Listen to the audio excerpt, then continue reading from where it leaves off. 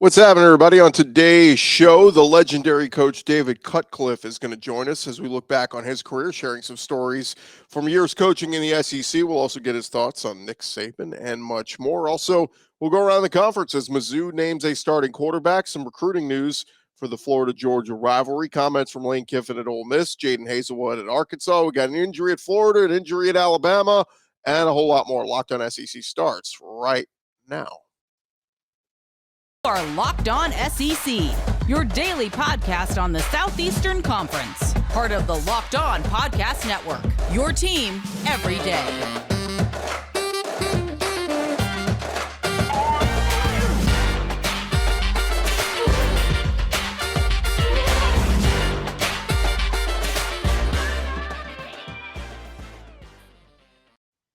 And hey, what's happening, everybody? Welcome into Locked On SEC. Great to have you guys along. I'm Chris Gordy. Thanks for making Locked On SEC your first listen every day. Remember, Locked On SEC free and available on all platforms, including YouTube and at LockedOnSEC.com. Let's jump into it. Let's go around the conference. Boots out to the right.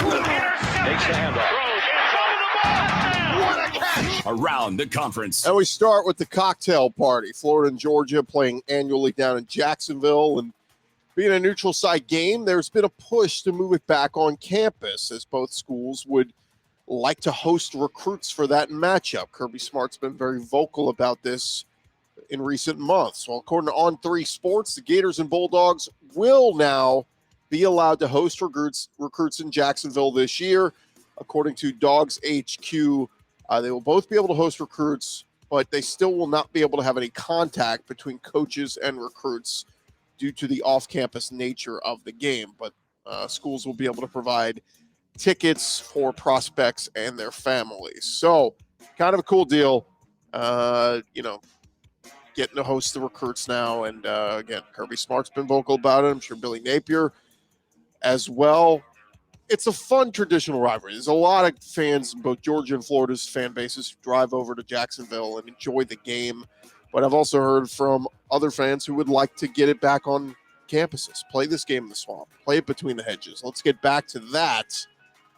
See what happens here in the near future with the cocktail party. Over Missouri, Eli Drinkwitz named his starting quarterback, going with Brady Cook. Cook beat out Mississippi State transfer Jack Abraham and Tyler Macon to win the job. Brady Cook played in 5 games last year, started in the Armed Forces Bowl against Army. A little bit of an underrated runner. He had a career-high 53 yards and a rushing touchdown that game, was 27 of 34 for 238 passing. So Brady Cook, the Missouri quarterback, will he hold on to it all year? Needs to go out there and perform well. Eli Drinkwitz said all of his quarterbacks went live on Sunday. Said he came out of that feeling really good about Cook, added that he wants to and will run the football as one of the best 40-yard dash times on the team. And he said that he was the quarterback on the roster who ran to the fight. He said, Coach, it means nothing more to me than to be the starting quarterback at the University of Missouri, so I'm here. I'm going to fight for it. As long as you tell me it's an open competition, I'm going to be here. He's done everything we've asked him to do and more. So shout out to Mizzou, Eli Drinkwitz, and Brady Cook. Over at Alabama, some disappointing news as Jojo Earl suffered a fracture in his foot in practice a couple weeks ago. Nick Saban, talking to reporters on Wednesday, said the injury will likely take about 6 to 8 weeks to recover. So they're targeting October 1st as his timeline to come back. Saban said he was doing a really good job, having a really good camp, probably the best he's been on a consistent basis. Just saw a guy that grew up and was playing with a lot of confidence. Earl last season was named to the freshman All-SEC team as a return specialist before he suffered a leg injury against New Mexico State that kept him out of the Cotton Bowl. He had 12 catches for 148 yards, added 15 punt returns for 88 combined yards. He was expected to be part of this receiving corps that has to replace John Mechie and Jamison Williams and Slade Bolden. Still got Jermaine Burton coming in from Georgia. You got Tyler Harrell coming in from Louisville, but missing Jojo Earl for the first month of the season may hurt Alabama. We will see. Over at South Carolina, Joey Galloway this week on College Football Live talked about Spencer Radler, said he is a big fan of him, and said, look, he's under the radar because no one is talking about him. We're talking about a guy that was number 1 for the chance to win a Heisman going into last season at Oklahoma. Didn't go the way he expected, got benched for Caleb Williams. But look at what South Carolina has. They got 4 starters back on their offensive line. They returned 9 total starters to that offense. Said they're in the SEC. It's going to be difficult, but Spencer Radler is a guy to keep your eye on. See if you can get some of that magic back and be what everybody was talking about when he was at Oklahoma. So Joey Galloway, a fan of Spencer Radler. We'll see what he can do for the Gamecocks this year. And speaking of the Gamecocks, if you missed it on Wednesday night, ESPN started airing part 1 of an all-access 5-part video series of Gamecock football entitled Welcome Home, South Carolina Football. It's going to air Wednesdays at 6 Central, 7 Eastern on ESPNU. The 5th and final episode will air on the Wednesday following their season opener against Georgia State, giving fans a little bit of behind-the-scenes access to Coach Shane Beamer, their assistants, players, staff, and everyone else. And look, if you're a fan of another team, particularly maybe Tennessee, not a big fan of South Carolina, you may skip the program. Florida may not be a fan of South Carolina and their series, but Florida landed a big transfer wide receiver this offseason in Ricky Parasol from Arizona State. He had 48 catches for 580 yards and 4 touchdowns with the Sun Devils, but according to a report from 24/7 Sports, Parasol will miss some time after suffering a foot injury in practice this week. It's unclear how long he will miss, but it's going to hurt a weapon that Billy Napier was hoping to get into his system this season. So we'll see how long he will be out. Over at Ole Miss, Lane Kiffin, talking with reporters this week, said it's been difficult with all the new guys. He said you got a lot of new guys that have played a lot. We expect them to play. That's why they're here. But it's really a work in progress on both sides. He said half the players in fall camp are, quote, portal guys. He said, I was thinking about our portal guys. A play today, that guy was just playing for Auburn, who was covering a guy who was playing for Mississippi State. That's just the world we're living in. It's got to be very weird. Look, having guys come in from the portal's not weird, but having guys who were playing at other SEC schools last season and now they're in your uniform, that has to be weird. One guy who came in through the transfer portal from Oklahoma to Arkansas, Jayden Hazelwood, he's hoping to step up and be a replacement for Traylon Burks in that offense with KJ Jefferson. Hazelwood played in all 12 games last season in Oklahoma, caught 39 passes for 399 yards and 6 touchdowns. Speaking with the media this week, Hazelwood said, look, those numbers were not good to me. First off, I feel like I'm here where I fit. I'm here where I belong. I feel like I'm way more appreciated here. The coaches put me in more positions to contribute, and that's no shade on anybody. I just feel overall this year's going to be great, just not for me, but the whole team. So we'll see what Jadon Hazelwood's able to do at Arkansas. High expectations for him. Jimbo Fisher getting a lot of attention this offseason, rightfully so, but according to the latest edition of Athlon Sports, where they get quotes from anonymous coaches on other coaches and players, somebody not a big fan of Jimbo Fisher. One anonymous coach quoted in Athlon Sports said, Jimbo Fisher might be a mad genius when it comes to media because they get talked about alongside of Georgia and Alabama, and they're every bit an 8-4 program. He knows it, but I think that's part of the plan. The Aggies, of course, finished out last year with an 8-4 record. Hoping to build off of that as a preseason top 10 team this year. Another anonymous coach mentioned in that article in Athlon Sports indicated that took a shot at Stetson Bennett, saying the quarterback is back, but one of the worst things that can happen after a successful season or a title run is when a good but not great quarterback comes back. Everyone is expecting an advancement that might not be possible. That is shots fired at Stetson Bennett at Georgia. Bennett finished last year with a 64.5 completion percentage rate, 2,800 passing yards, 29 touchdowns, and 7 interceptions. ESPN TV rights, they've got most of the rights to the SEC games and, of course, the CBS game of the week. They have those rights. But ESPN announcing their broadcast teams for this coming season. The SEC Saturday night game will be Tom Hart, Jordan Rodgers, and Cole Kubelik, as they have been. Other SEC network crews will be Dave Neal with Deuce McAllister and Andrea Carter. Taylor Zarzer with Matt Stinchcomb and Alyssa Lang will be another SEC group. ABC Saturday Night Football, once again, will be Chris Fowler, Kirk Herbstreit, and Holly Rowe.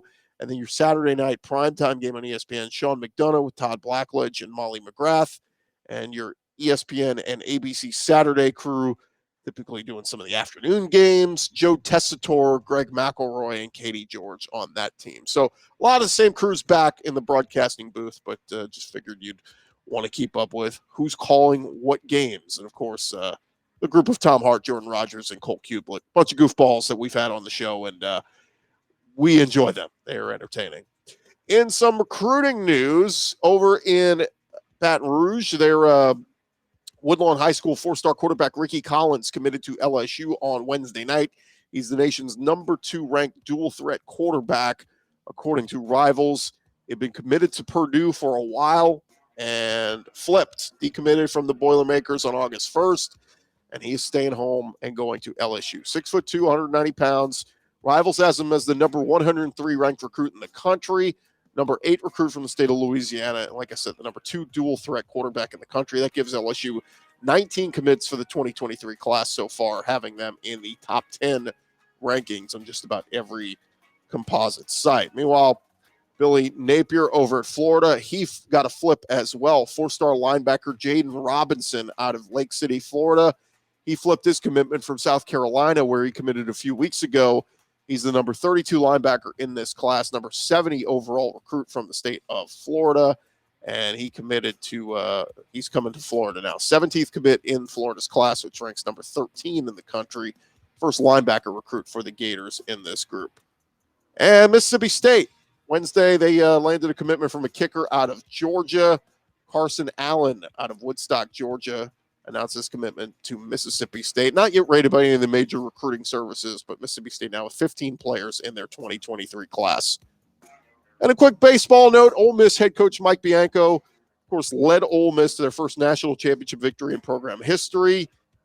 Both Bianco and Ole Miss agreed to terms on a contract extension and a raise this week. His new contract will go through 2026, and his base salary raised from $1.2 million to $1.65 million. And those incentives include an additional $150K for a College World Series appearance or $400K if he leads the team to another national championship. So congrats to Mike Bianco. Well-deserved for a guy who was kind of on the hot seat not that long ago. They were ready to run him out of town, and now he gets to stick around and get paid even more money. There you have it. That is the latest news going on around the conference. Thanks for making us our Locked On SEC your first listen every day. Coming up next, our conversation with the old ball coach, David Cutcliffe, one of our favorite visits from SEC Media Days. You do not want to miss some of his stories coming up in just a second. But first, need to remind you guys about Built Bar. If you have not tried the Built Bar Puffs yet, you are depriving yourself of one of life's greatest joys. There is a new flavor, the Cookie Dough Chunk Puffs. Chewy texture, real cookie dough chunks covered in 100% real chocolate. All the joys of eating cookie dough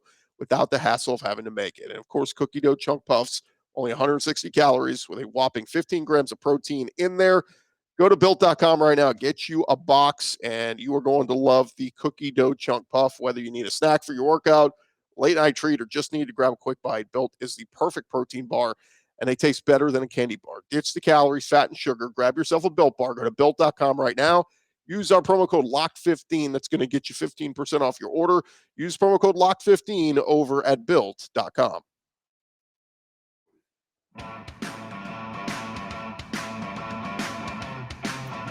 Brought along here from SEC Media Days on the show, and always good to catch up with a guy who is a former coach. It feels weird to say former coach, David Cutcliffe. Does it feel former? Are you happy to be out now? No, I mean, that feels weird to me. I am a coach. I'm still thinking like a coach. I refuse to think like an administrator. I think that's part of the uniqueness of my position, is that I can bring a coach's perspective to the administrative side, and maybe I am trusted enough by coaches, I can bring kind of the administrative thought process and deliver it a little differently to coaches. It's part of my job. That's what I was going to ask you. Your title is Special Assistant to the Commissioner for Football Relations at the SEC. I don't know if you could fit all that on a business card, but what need to. What is the role exactly? Yeah, I mean, it is what I just said. I'm a conduit for coaches and administrators. I'm an advocate for coaches. When we're in the administrative role, thinking about the legislative process or the future of football, I can give them 46 years of insight of boots on the ground. Sure. Needed because the laws of unintended consequences are harsh. We're seeing a little bit of it right now. Yeah. And if you don't know the workings of the players, and the further you go up the food chain of the legislative process of the NCAA, the further you get away from the student athlete, the further you get away from anybody that's ever coached at all. Mm-hmm. And when it comes to the football, there was none. So, it's interesting that at the highest part of all of this, there's not a reference of boots on the ground, and also no one that football is specifically their responsibility. And so, that's what I'm trying to help glue together a little bit as we continue to move forward. You coached a long time in the SEC. You coached many years in the ACC, probably longer than most people realize you were there in the ACC. You were named Coach of the Year in both conferences. What was the biggest difference, or was there one, in style of play, just everything? I don't know that as much is different on the field as that the structure of this league is so phenomenal with a fan base that's been established for how many years? Right.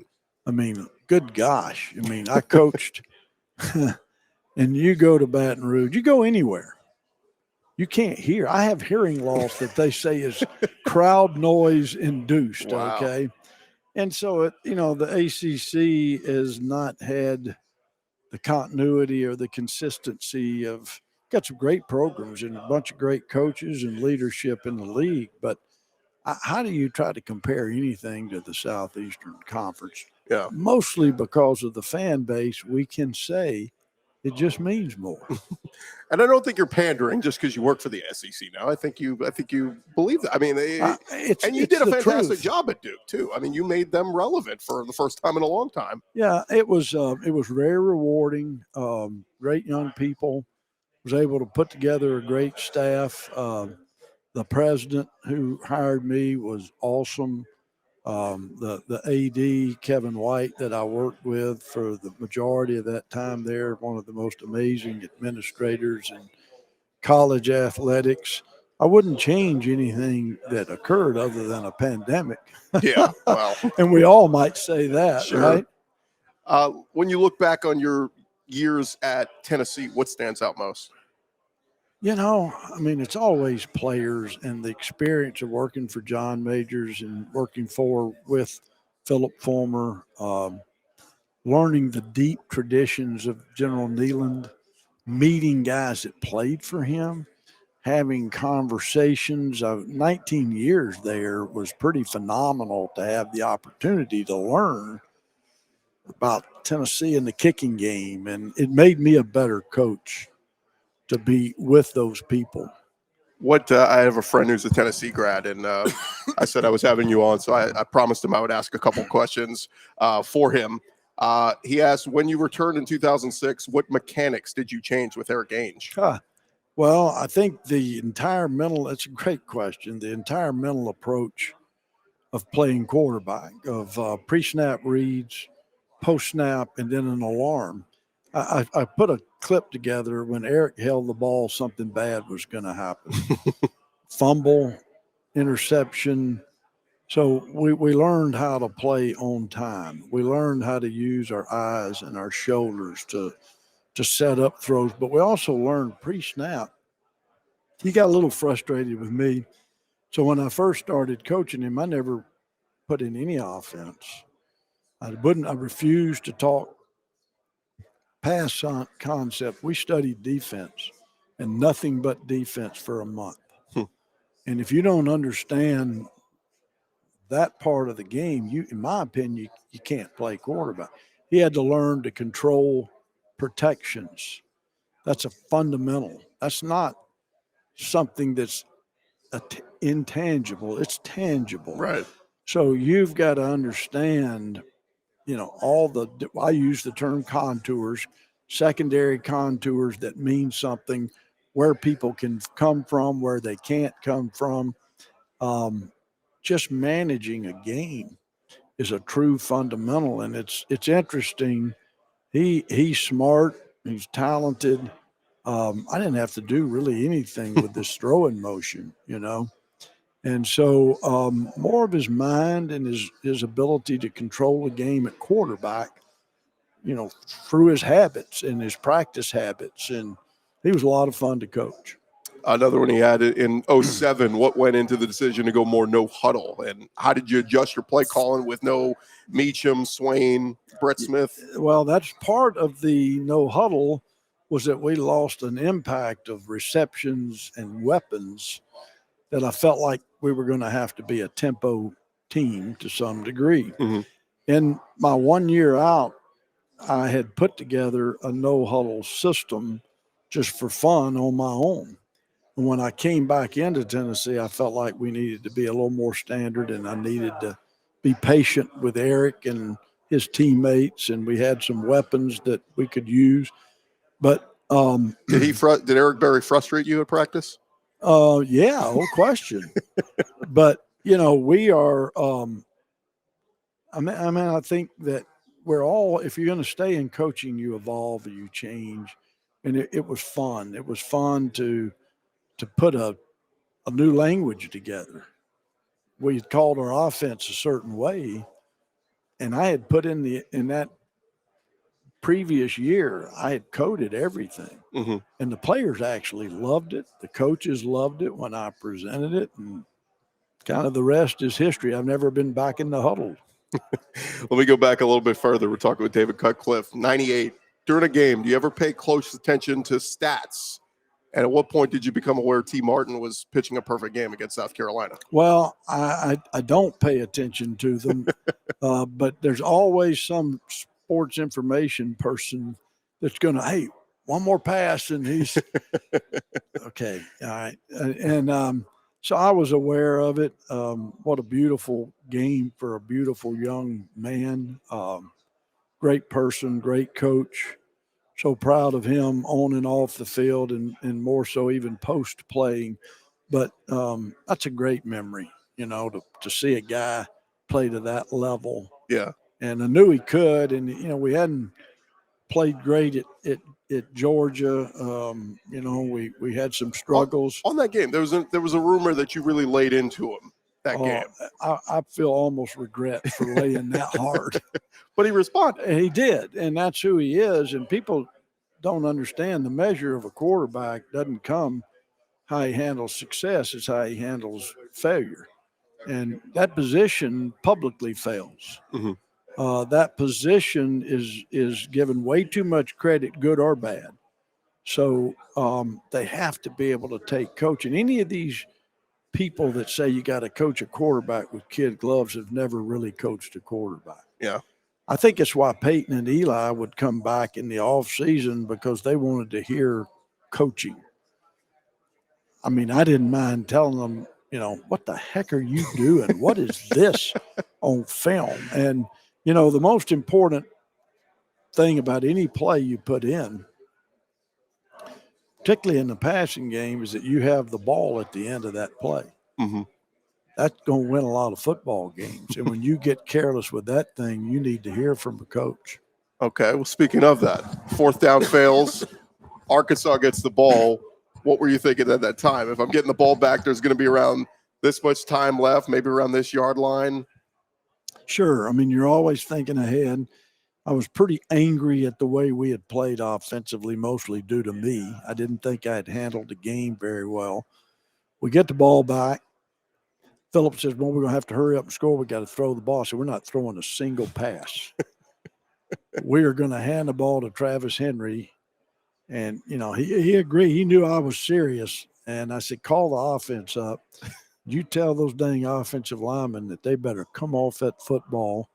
And if they have to, tell them where we're going to run, and we're still going to be successful. And Travis Henry was a great runner, and we just took the ball down the field. Now, I might have gotten fired by Phillip had we not scored with that kind of mentality. But sometimes that's your best offense, is when you go to that ace in the hole, that thing that everybody believes you can do. There's a mentality.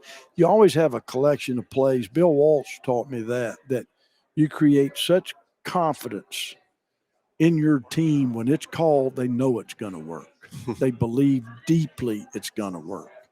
And he said, have a small menu of that. And then I heard from another great, Bud Wilkinson, talking about that same menu, that it's got to hit every hole, but can be as simple as you need it to be, but it's got to have balance. I use that mentality almost all of my career, and it's amazing what players, when they hear a play or hear this is what we're getting ready to do, we're going into code orange, code red. I've used code blue. You understand what I'm saying? Yeah. That it's like stat, in a hospital. Okay, here we go.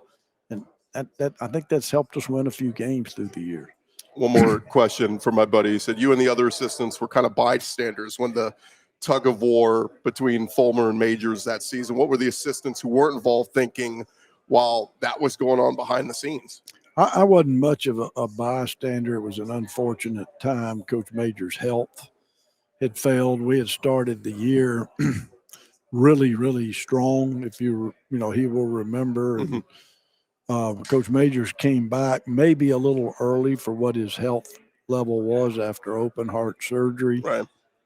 And it was unfortunate. And I had sleepless nights. I owe a great deal to what Coach Majors taught me. I owe a great deal to Philip Fulmer for what he taught me. And I worked closely with him on the offensive staff. And it's just unfortunate that people can't view Tennessee football as a collection of that era. Philip Fulmer and myself and other good coaches were a part of Coach Major's staff. We transitioned. Philip took what was built and made it much better. But the setup, if it hadn't been for Coach Majors, maybe 1998 never happens. Yeah.